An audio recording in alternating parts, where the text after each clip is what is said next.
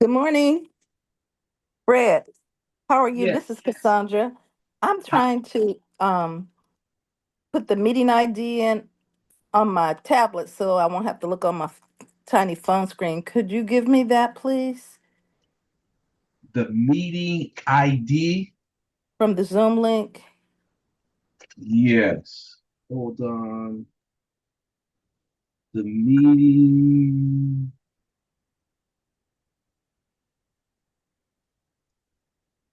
Oh, the ID number is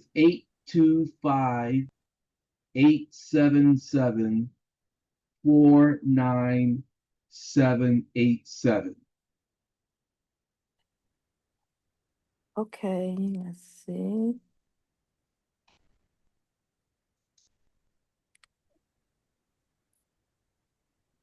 And is there a passcode? Okay.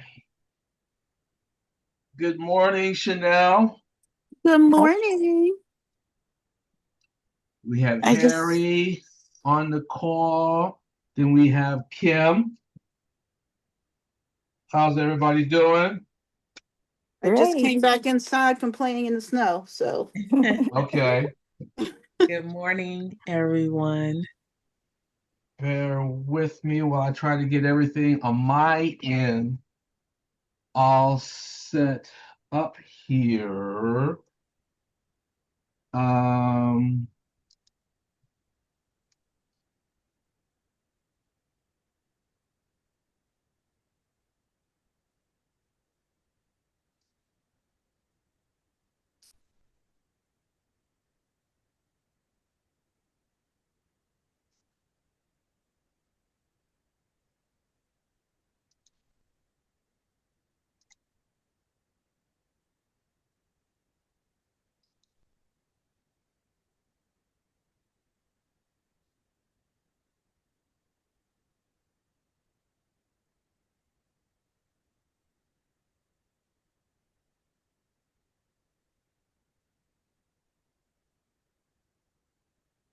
okay. I am still not showing options. I still have not been able to see this little odd item to allow me to share the sound to show a YouTube video. It is the most challenging thing, and I still I've done this so many times. Okay, okay. Looks like everybody is coming on in. So, Hi, good morning. good morning. Good morning.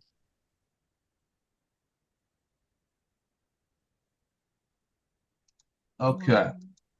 All right. We're going to go ahead and get started. Looks like we have a good group this morning. I am excited. Um, I sent a number of emails out this morning, and hopefully everyone received multiple emails from me. If anyone did not, please let me know. Did everyone um, receive a number of emails from me? Yes. Yes. Yes, yeah, I got the emails. Okay, good, good, good. All right. What I want to, all right, all right. First thing that I want to try to do is to go over lesson one. Um, did anyone have any questions regarding the information from lesson one? Because if not, I'm going to do just a quick review from chapter one, and just so we can all be on the same page. Um, Last week, of course, we started talking about prospecting, and we started talking about what is a fanatical prospector. Does anyone want to take the opportunity to share, in your opinion, what is a fanatical prospector? Anyone at all? I'll do it. So a fanatical prospector really is someone who's just consistent, relentlessly consistent. Like whatever they prospect daily, and they have a set block time that they're going to do that prospecting, and it's kind of like a ritual. Very good. Thank you, Chanel. Awesome answer. It's consistency. I mean, that's what it is. It's moving beyond what we think we can do. It's something we all know that we must do, but there are a number of reasons why we may not um, prospect as consistent as we should. And the one thing that I want to reiterate that I shared from last week, the information in the book, nothing is earth shattering. I'm going to be honest with you, it is not. We all know the answer in terms of what we should be doing. The book Fanatical Prospecting just puts it in a guide for us to use and for us to read so that we can have a resource to understand, okay, this is what prospecting is all about. This is why I should do prospecting. And then if I'm not prospecting, then what is the reason why? That's all what it is. And that's what I want to ensure that each one of us goes through on each week, and for us just to have this type of dialogue. I enjoy seeing each one of you, and my whole intent, I'll probably say this every week, is for you to understand the importance of prospecting and to not be we all will have some type of fear for any number of reasons of prospecting, but for us to overcome that and still go out and do it on a regular basis. Because what determines your pipeline in terms of how well you're going to attain your production goals from one year to the next? What determines your pipeline? Prospect. Your lead generating activities. And that all comes through prospect. Prospecting determines your pipeline, and your pipeline determines how well you're going to meet your goals from one week to the next. And the next big question is, how often should you prospect? One time a week, one time a day? Every day. Manetta? Every day. Every day. Very good. We should prospect every day. All right. Awesome. Last week, I used a poll from Mentimeter to ask some questions. It didn't go well. So this week, I'm going to try and use another one. And hopefully this one will be better success than I had last week. But again, I'm trying something different. And of course, anytime you try something different, it may not work as well as you like. And of course, I'm here right now. Bear with me while I'm pulling up my poll. Direction.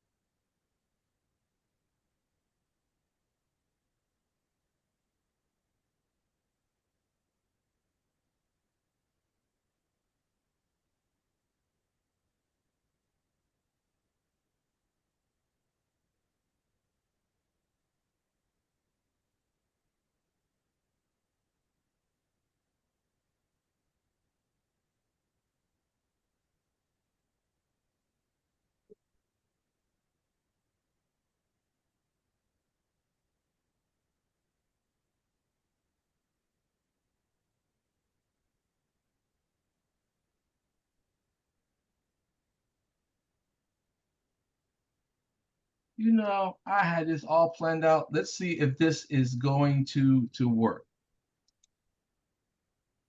Um,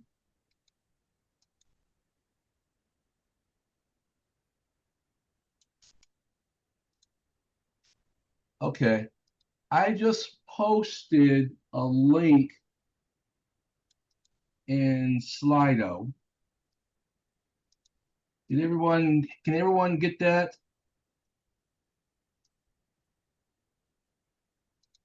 And you probably, Did you put it in chat? yeah, hold Where did on. you put it?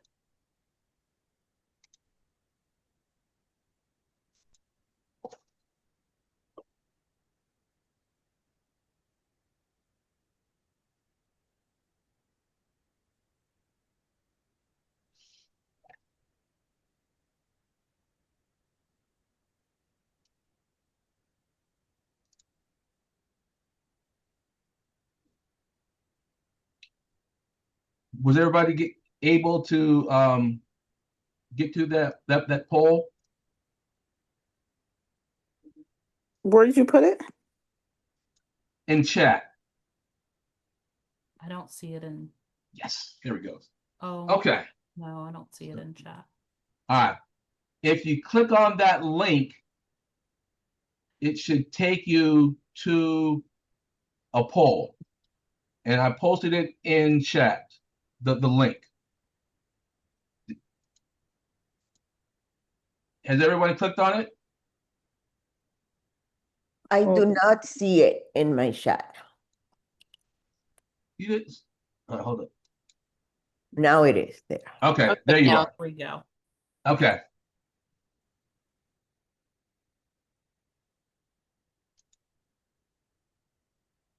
You guys should be able to answer the questions. Is it allowing you to see it? Oh, hold on. Or no? Oh, there we go. Okay, here we go. And let me share my screen.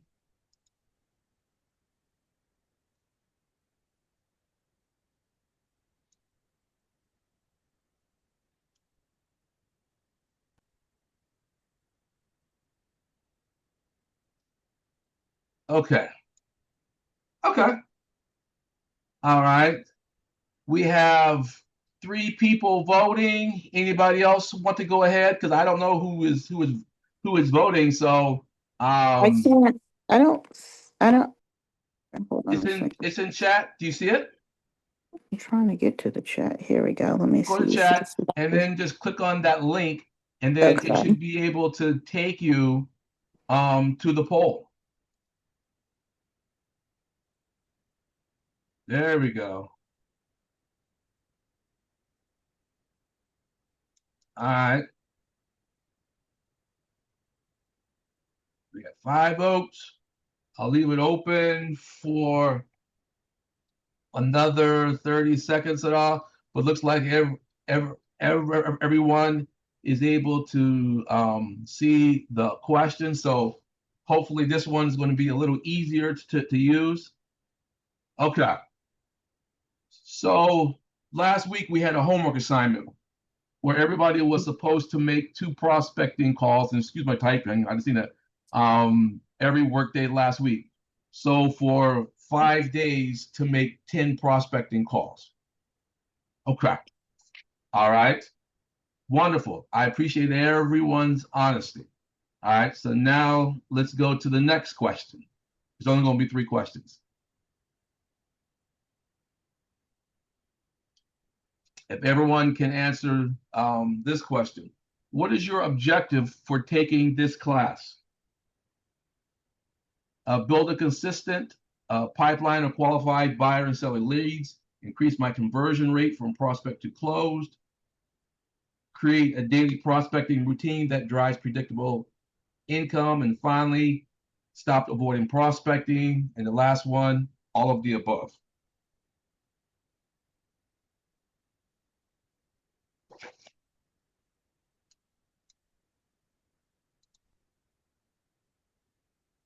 Okay, hold on.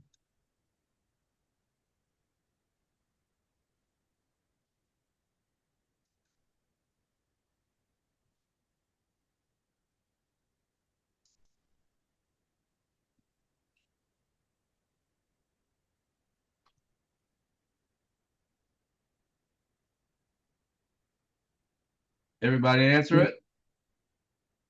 Mm. Yes, I did.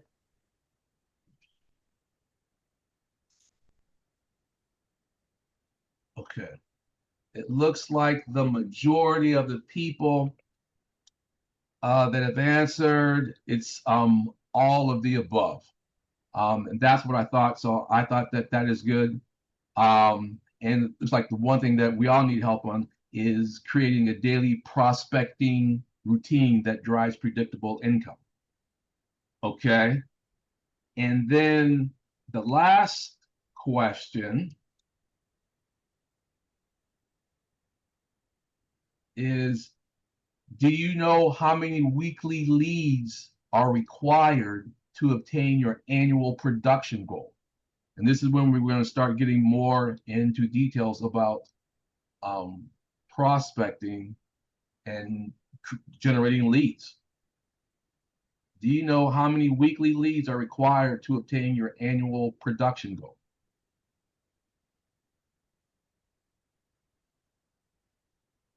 We got 4 votes. Let's see if we can get some more people on. Okay.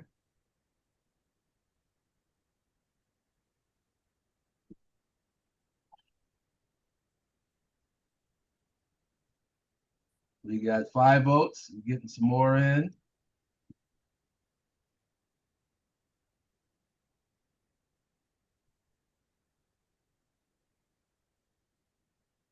All right. We'll give people, we got 6 votes in. And give just a couple seconds. Anyone else? Okay. Looks like we got the majority of no. But we do have some people that know how many weekly leads. If you understand how many weekly leads that you need to have, then it makes it easier to prospect.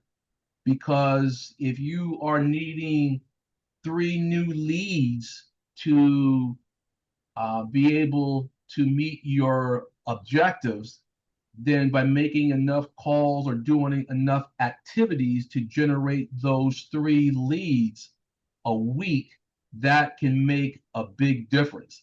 And I'm going to go a little more into this question here and to see how many of you have gone through the process of determining how many leads are needed to meet your production goals. And there's a calculator that we're going to go through that can be used to help you to determine how many leads you need to come up with. All right.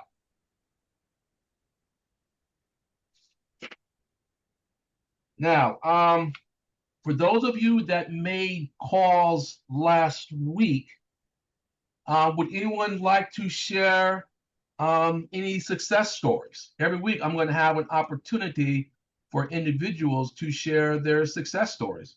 Is there anyone that would like to share as a result of making your calls last week? What happened? Anybody? Because one person did share with me a success story. So I don't know if I want to call out Jasmine, but I guess I just did. So Jasmine, would you mind sharing what you shared with me last week about you making your prospecting calls? Yeah, I will. But actually, Kimberly has her hand up too. But let me just tell you real quick. I didn't tell you about this one. So I called a colleague of mine. She's the property manager, and she doesn't really practice that much anymore. She's focused really on her other business. So I gave her a call and just to see how everything was, and she asked if I wanted to be on a listing, and she doesn't want to take it because it's a sale and she doesn't really deal with sellers anymore. So I said, of course. So that was a good thing. So she called and asked that I want to take on the listing, and I said, of course. So that was good. Wonderful, wonderful. Thank you. So all that result of prospecting, awesome. And Kim, your hand is raised. I'm sorry, I didn't see it. Oh, that's okay. So I was texting. I just started going through my phone and texting past clients asking how they were doing, how's everything going. And I had a client who we started a conversation back and forth, and she said, "Well, how's the market?" And I, gave her a brief overhaul, and said, depends on what, did you have something specific in mind? And so we're talking about her downsizing. Well, she has a townhouse selling because of the steps, and I have a little blurb at the bottom of my email address that says when your home no longer fits your needs, because it's not about timing so much as, well, it is timing that it didn't fit her needs anymore. So now we're having a conversation about her possibly downsizing and purchasing a one level home. Okay. All right. Awesome. Thank you, Kim. All about making a call. And the last one, Miss Minetta, your hand is raised. Yeah, so I reached out to a few of my previous renters, and one of them I had been tracking for a little bit, and he had originally told me that he wasn't interested in buying, but he says, "You know what? I'm going to get back in, and I think that I'd like to move forward." So we're going to do that. And then I went to an event on Saturday, and just from talking to people, as you know, I have a coaching business as well. But we were just talking, and I mentioned to him that I was in real estate, and he was like, I need a realtor. And so we ended up chatting about that, and I'm gonna have a meeting with he and his wife on Saturday. So yeah, Awesome. yeah, so good. Now, this is So a thank you. question from, I'm going to go for Minetta, Jasmine, and Kim. First of all, thank you for sharing. And so my question is, if you had not been challenged with doing the prospecting calls, would you have done it? Probably not. Yeah. So No, no. That's And, awesome. and Yeah. what's funny to me, Fred, is that when I was on a team, we were required to make 5 contacts a day, and especially during COVID. And then when I got off the team, I didn't realize how these habits had slipped, and it does make a difference. So thank you. Thank you. Okay. All right. Wonderful. All right. So now what I want to do is I sent an email. Hopefully you can see my screen with this spreadsheet.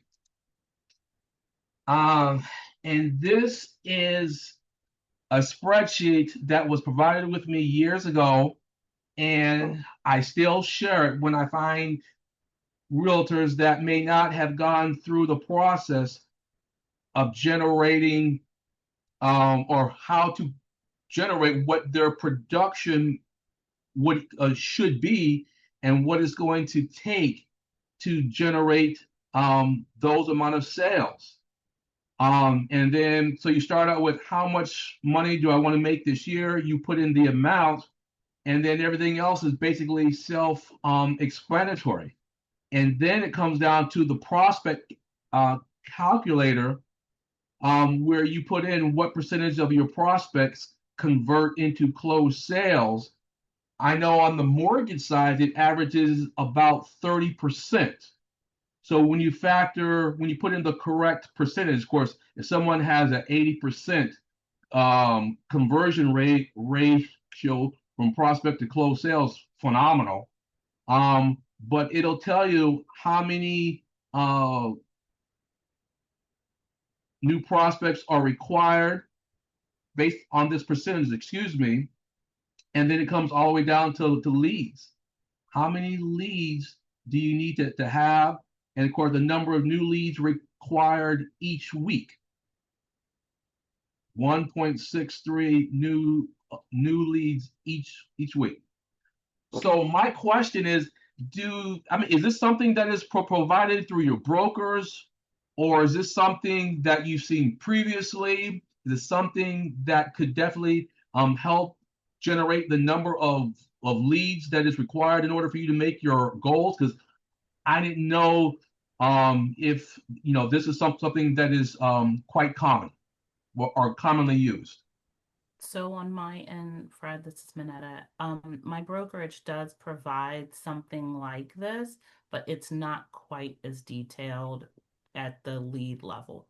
Like it is and it is and it isn't, right? So there's some information that you're including there that they don't include. I like more detail than less, so I like yours quite a bit. Okay. Because I hope if you have not used it or if not or seen a calculator like this, not this coming week, but next week, I'm going to challenge you for 1 week. If you know that you need to get 2 leads a week, the challenge is going to be, it doesn't make a difference how many calls, visits, or whatever. I'm going to challenge you for that starting next week to get the number of leads. So in order for you to know the number of leads, completing this spreadsheet will help you. So we got 1 week to really to complete this type of calculator. And then the following week, if you say, all right, Fred, in order for me to get my goals, I'm going to need you need to have 3 new leads. That's going to be the challenge, because then you're going to be on track and for at least 1 week of trying to meet your production goals. How does that sound? Yes, no? Is it good? Sounds good. Okay. Because if we can get in that mindset, knowing that we have to get X number of leads, just let me know. And if anyone is uncomfortable with how to calculate or how to use that calculator, let me know. I'll be more than willing to help you with that. And I think that's going to be an awesome way for you to start moving towards and attaining your goals. Okay, awesome. So we have about another 15 or so minutes. So now we're going to jump into chapter 2 of the book Fanatical Prospecting. Chapter 2 was a short book, a short chapter, but it had a lot of information that I thought was quite impactful. Did anyone have an aha moment from reading chapter 2? Or you wanted to share what you may have gleaned as a result of reading chapter 2? Because it was only just a couple of pages. Okay. One of the things that I basically forgot about, I'm going to be honest with you, is we're going to go through it. The 7 attributes or mindsets of a fanatical prospector. I completely forgot about that. And I read it. For me, it was an aha moment. So, all right, let's go according to the outline. Developing and maintaining a fanatical prospecting mindset is the ultimate key to success in sales. Our mind is our biggest enemy. It knows what we like. It knows what we do not like. And if we can control our mind with our prospecting or anything else in life, we are going to be extremely successful. Last week for me was a pretty good week. I had a number of new leads. I was able to make my calls, but I'm going to be honest, it wasn't a good week. Um, when I sat back over the weekend and I looked at what happened over the course of the week, I wasn't happy. And the reason why I wasn't happy, there were tasks I didn't do, didn't work out as much. I didn't wake up on time. And although it was good, for me, it was as though it was a failure. But I was okay with failing at it. I was okay. Because the one thing that I've learned is the more you fail, then eventually you're going to be able to have a week where you're going to start having more success. Although I failed at a number of the tasks that I needed to do last week, one of the things that I realized for me why I failed was because of one word, the mindset. But when I actually got a little deeper, it was one word, comfortable. I wanted to be comfortable. So I did things I shouldn't have done, ate things that I shouldn't have ate. And I realized, I was like, well, Fred, why did you do those things? It made me feel comfortable. I didn't want to feel uncomfortable. I didn't want to go without. I didn't want to suffer. And I'm going to be honest with you. And so that was a thing that to me, it was my aha moment. And I promised myself, I never want to have that feeling again where I didn't do something because I didn't want to suffer, but I wanted to feel comfortable. Hit the snooze alarm. Instead of getting up and doing the things, I stayed in bed longer than what I should. So I said, okay, class, I'm going to share this with you. I want to be honest.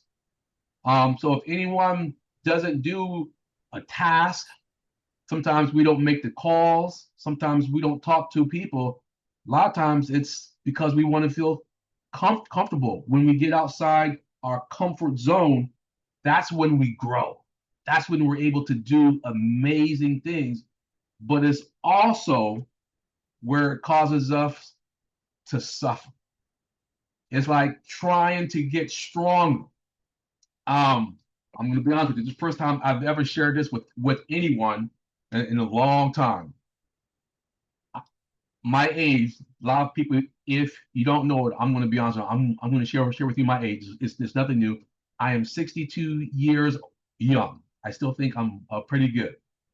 One of the goals that I've always had, and I still have, I've never really shared with anyone. I'm going to share it with you for the first time. Is I've always had this goal of wanting to bench press 300 pounds. Yeah, I've never been able to do it, not even come close.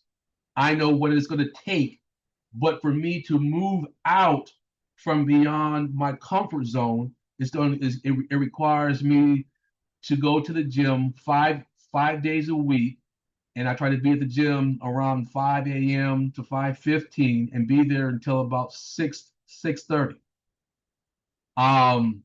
And a lot of times I find excuses why I shouldn't go to the gym. Case in point, this morning I didn't go to the gym. I was up bright and early, but I was working on my lesson. But that really was an excuse on my part.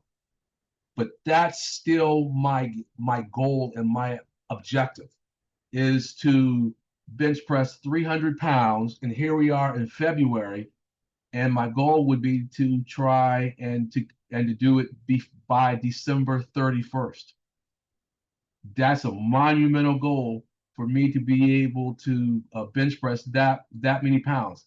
And you probably say, well, Fred, how much are you able to bench now? Last week, I bench pressed 225 pounds on Friday. I tested myself. I said, oh my Lord. So I got 75 pounds to go in about 7 months. So I got to do something pretty amazing. I got to do about 10 pounds a month, and that breaks it down to about 2.5 pounds a week I have to increase. That's where I need to go. And anytime you do anything that is physically demanding, you're going to suffer because your muscles, they have to expand and grow. And your muscles do not expand and grow just because you want your muscles to expand or grow. That's not how it works. You got to stretch them. You got to push yourself. And by pushing yourself, it's going to be a lot of discomfort. Through that discomfort is how your muscles expand and grow, and for you to be stronger, and then for you to be able to accomplish your goal. And that's how prospecting is as well. When we're able to put ourselves out there and do something that we don't like, by us making those goals, just like Kim Mineta was able to do, and Jasmine, they put themselves out here, and now they're able to have new leads that they normally would not have. So that is one of my goals that I want to try to do. Now, you don't have to, but I want to give an opportunity. Does anyone else want to share something that they may want to try to accomplish, whether this year or next year, that they know for them to try and attain it, it's going to make them feel uncomfortable and it's going to challenge them?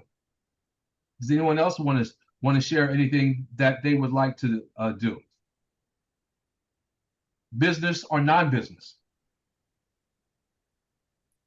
This is Cassandra, and of course, I've always been in real estate part-time, and I probably will have to remain that way because of many other things that I'm kind of involved in. But I do have a goal of being much more consistent and seeing some of the rewards. So I'm kind of lining up some relationships and lining up ways that will kind of line up with my mindset to allow me to achieve those goals. And it's just maybe to, of course, I can't do this full time, but, have a consistent part-time income coming from this, coming from real estate. And I'd like to kind of focus because of my age.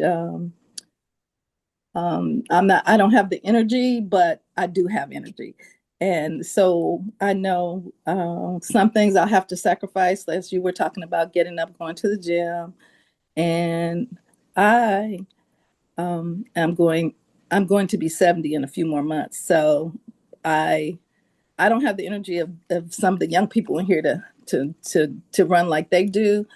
But I still feel pretty good, and I'm still quite active, doing a lot of things. So I feel really kind of happy and excited about moving forward and growing and stretching myself, as you were talking about. And it's fun, so I'm looking forward to it. And anywhere I go, I'm open and receptive. I'm not that shy, but I am. But anywhere I go, I make good contacts, and oftentimes they turn into some good things. So I'm That's awesome. excited where I am. Very good. Well, look, you are 70 years young. You're not old. You're 70 years young. There you go. Anyone else want to share? Okay. Now I want to answer one question that was put in chat. Benny, I sent the calculator through email. So if you check your email for the calculator, you should receive it. If you have not, just let me know. All right. we all have people that we come in contact with. And in number 7, I put in, they know the negative. Bitter people with a victim mindset do not succeed in sales. How many of us have been around people in our office, and as a common saying is, you're having a water cooler conversation, and they're just complaining about everything. How the broker didn't help them with this, the mentor didn't help them with that, they lost this deal because of this. There's no good people out there. It's so competitive. We're competing against people that are reducing their commission rates, blah, blah, blah, blah, blah. And woe is me. Anytime you've been in sales for any length of time, you will run across those people. And it is difficult, especially if they're your friends, to be able to try and work with them. You do your best to try to be optimistic, but a lot of times those people can just sap all of the energy from you. No one is going to give us anything. It's just going to be hard work. The more that we have a victim mentality, the less likelihood we're going to be successful. So it's not about playing a victim. It's about making one more call. That's what it is. Just when you think you've done it all, Fred said we have a challenge of 2 calls. Why not? What happens if I make one more call? Make it 3. And I make 3, what happens 4? It's always one more call. And the author, that is his mantra, one more call. Just when you think you've done enough, you've met the number of calls, or if your goal was to get 2 leads in 1 week, you're like, fine, I'm going to kick back and relax. His mantra is one more call. That is all what it is.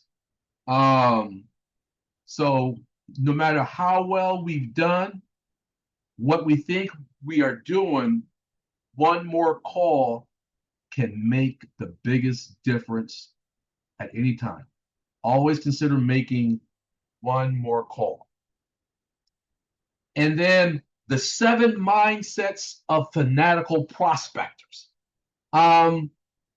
They are optimistic and enthusiastic, competitive, confident, relentless, thirsty for knowledge, systematic and efficient, adaptive and flexible. Is there anyone right now who feels that they have all 7 of these mindsets or attributes? Let me see a raise of hands if someone has all 7. Anybody? Ooh. Okay. Does anyone have 6 of 7? Raise your hand if you have 6 of 7. Okay, we're being honest. 5. 5 of the 7. Wow, no one got 5. Okay. All right. I think Cassandra, she said she might have she has okay. What about if we have 4? 4 of the 7. Okay. What about 3? Show a raise of hands for 3. Oh, Chanel says she has all 7. Okay, Jasmine says all 7. Okay. Anybody with 2? Nobody raising the hands for 2? Okay. I think I would have. I think I feel confident that I would have 3. What about if anyone thinks that they have one of the 7? Okay. Well, this is where Benny has 2 to 3. But this is just our mindset. The best thing I like about this list, it can be improved upon. That's all what can be done. It can be improved upon. Whether you have 1, 2, or 3, if we can get all 7 and really utilize them, that's going to make us that much better. And on page 11, at the bottom, it talks about the 3 A's. Fanatical prospectors leverage the 3 A's in their approach to prospecting, and that is adopt, adapt, and adapt. And I thought that this is what we all try to do. Fanatical prospectors, they actively search out and adopt new ideas. How many of us come up with new ideas on a regular basis? I found it very easy to come up with a new idea. Try to come up with a best practice, and this is where the rubber meets the road. You have these new ideas, but then you try to adapt them as their own, and then work at it until they become adept at execution. That is the challenge. You have this great idea, you try to adapt it, and then you try to adapt it at execution. And I'm going to give you a recent example of me that happened this past weekend. How many of us have tried a first-time homebuyer seminar? Anybody? Tried a first-time homebuyer seminar, and you didn't have anyone show up, or maybe you had only 1 or 2 people to show up. Has that happened? Anybody? Yes, I have. Yeah. I had like 2 people show up, and there were several people that said they were. But you just move on with the 2 that you have, and you reach back out to the ones that didn't show up. Yeah. So on Saturday, myself and this realtor, Mason, we about a month ago, he and I, we were trying to figure out what all we could possibly do to try and do something together. So he was wanting to do something in Arlington with a first-time home buyer fair, and I shared my experience. I was like, I've done multiple, and they've never really been that successful. And a lot of times when you talk about a first-time home buyer seminar, people may not think it's that fun. So I said, with my creativity, I was thinking about, let's try to do something fun. So I said, well, let's just have a bingo. So we called it a first-time home buyer bingo event. So we had it at the regional library in Arlington. And he did all of this work. He designed his own bingo card. He bought the bingo machine. I was there as the lender.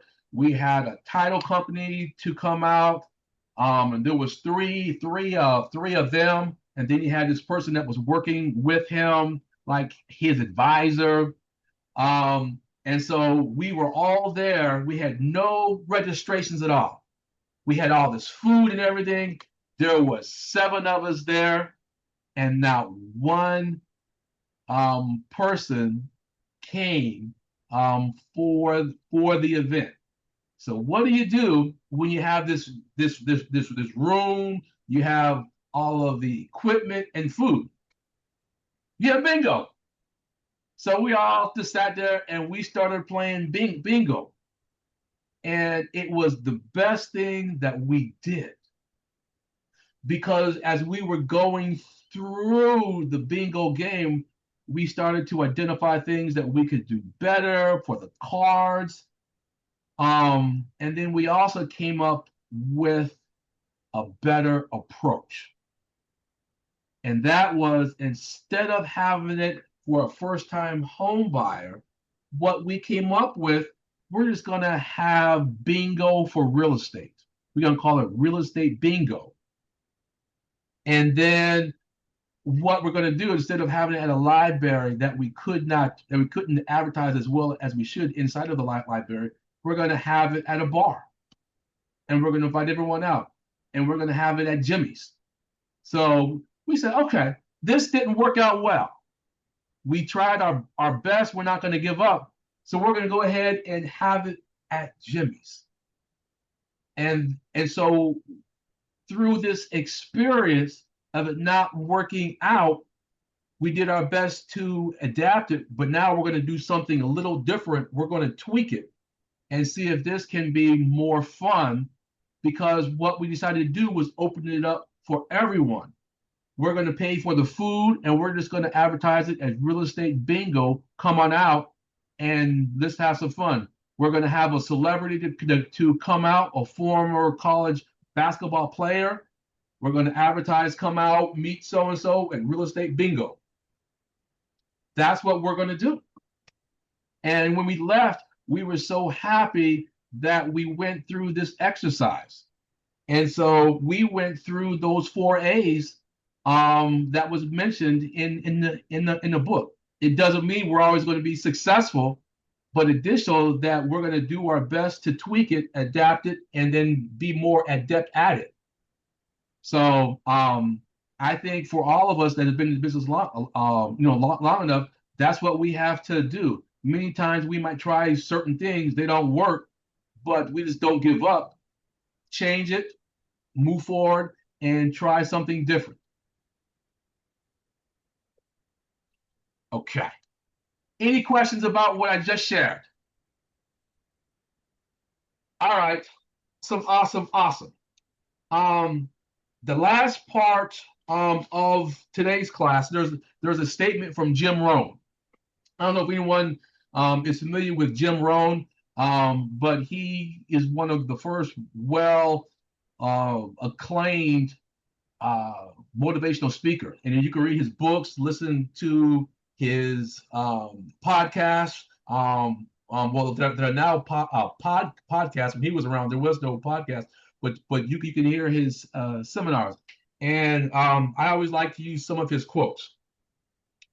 And his quote is, that I'm using on today's outline, number 11, I have found in my experience that income does not exceed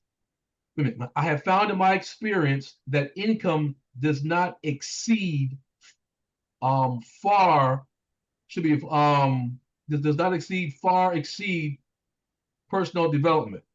I have found in my personal experience that income does not exceed personal development. And what he's saying is that your income is not that much greater than your personal development. Your income is not that much greater than your personal development. So to reverse it, it means that if you have a stronger personal development, you can have greater income. If you improve your personal development, you can have greater income. Okay. Now, this is what I'm excited about right now, is to be able to show this video.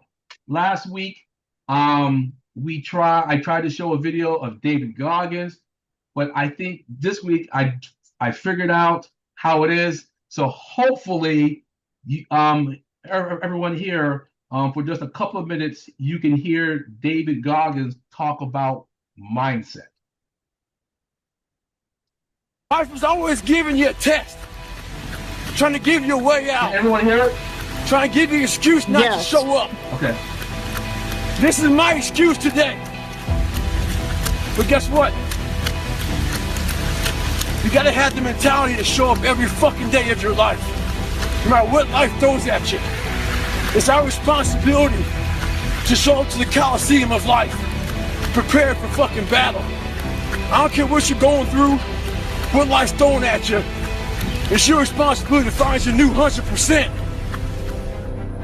I'm a big believer in doing something that sucks every single day of your life. Every day you're trying to find more of what you're capable of. And that's the big question. What are you capable of? Stop doing the things that you do every day. Do the shit that no one else wants to do. Do the shit that no one else is even thinking about doing. You don't find inspiration by not living in the grip of life. You need to live in the grip of life to find inspiration. Put challenges in front of yourself. When you put a challenge in front of yourself and you attack it, that's when you find inspiration. I wish the water was cold. I wish them motherfucking instructors keep on fucking running. I wish for fucking rain. When the ending is unknown and the distance is unknown, that's when you know who the fuck you are. If it was raining outside at 3 o'clock in the fucking morning, if it was snowing, the first instinct is don't go out there and do shit. My instinct was, we gotta fucking go out there. Anything that was fucking horrible in my life that I would normally say no, I had to go do it. My new norm is, you get up every fucking morning at 4 o'clock and you suffer. This is your new norm. That became my new fucking life. Most people want to get out of it. I said, no, motherfucker, this is your new life. This is who you are. Your new norm is you wake up and you suffer. And I started realizing, if that's my mentality, this shit ain't hard anymore. Your fucking new norm is you wake up, you get in the fucking cold water, you're gonna be here till the shit's fucking done. Whenever they say you're out, you get out. So my new norm, so I do that now today. My new norm now is, if I'm doing a 200-mile run, your new norm now, man, is you fucking are doing 200 fucking miles. I'm a lost. Okay.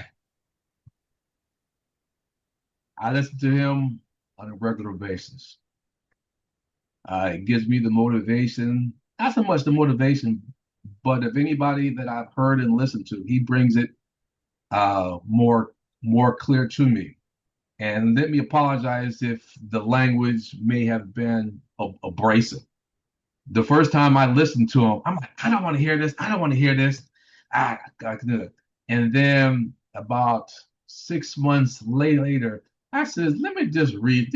Let me just listen to this guy again. I started listening to him. I bought his book. I read his book.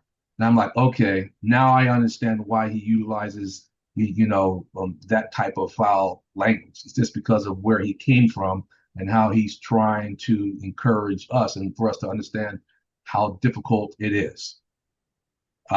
So my advice or my recommendation for each one of us this coming week, and this is the one thing that I always do, is do something that sucks.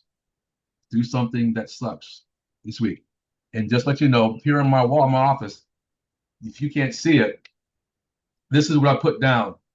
Embrace the suck. Embrace the suck. Prospecting sucks. First one to admit it. But I've come to realize the more I embrace it, the better off I'm going to be. The more that I can do something that I don't like and get out from being comfortable, then I'm going to be that much better. Try to do something every day that challenges us. Any comments? Once again, I think it goes to speak to the mindset. If you continually tell yourself that you hate something, you're going to hate it. You know what I mean? If you make excuses, then you're constantly not going to do the things that you need to do, instead of just, like, use it as a mind game, which I do with a lot of things. It's, you tell yourself that you enjoy these things, and you actually say it's a privilege to get to do those things. You know what I mean?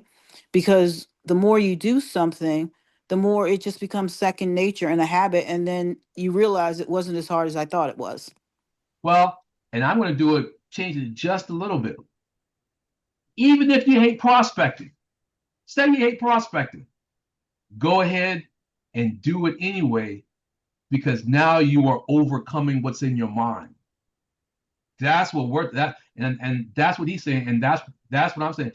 I don't like prospecting. No, I don't like it. Don't like it. I don't. Be honest with you, I don't. But I go ahead and do it because that's what's going to enable me to accomplish my goals. Yeah, for me to overcome something that I don't like. Yeah, I'm gonna overcome it and still be good at it, even though I may not really like it. So this coming week, again, 2 prospecting calls, attempts daily. Whether you do it through email, text messages, a visit, phone call, whatever. So in a course of 5 days, by Friday, that's a total of 10. Wouldn't it be amazing next week if each one of us could have a success story that we would like to share as a result of making these calls? That would be awesome. So that would be my request for next Monday, for each one of us on the call to at least share a success story that we received as a result of prospecting.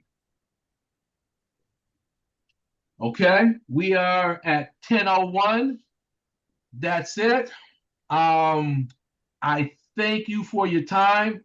Any questions or comments, let me know. And then I look forward to seeing each of you again next Monday as we go through chapter 3. Thank you. Thank you for your time. Thank you so much, Fred. Oh Thank my you. goodness, my pleasure. Thank you, Fred. Great session. Hey Fred, I have a question Yes, for prospecting. So it can also be for email outreach or absolutely. Anything. okay. Yeah. I'm not putting any limitations. However you prospect, whatever you can do, go out and do it. That's the most important thing. Just go out and do it. Okay. Okay.